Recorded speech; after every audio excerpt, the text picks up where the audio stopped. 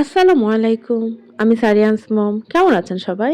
আমরা আলহামদুলিল্লাহ ভালো। আজকে সকালে একটু হসপিটালে আসছি। হসপিটালে একটু কাজ ছিল। আসলে হসপিটালে আসলে বুঝা যায় যে সুস্থতা আমাদের কত বড় নেয়ামত। তারপরও আমরা আল্লাহর কাছে কত অভিযোগ জানাই, কত কিছু করি। হসপিটালের কাজ শেষ করে বাসায় এসে একটু খাওয়া-দাওয়া করলাম। আর এর মাঝখানে দেখি আমার একটা পার্সেল এসেছে। আমি একটা পেজে কিছু শুটকি, চিপস, চকলেট আর কিছু আচারের অর্ডার দিয়েছি।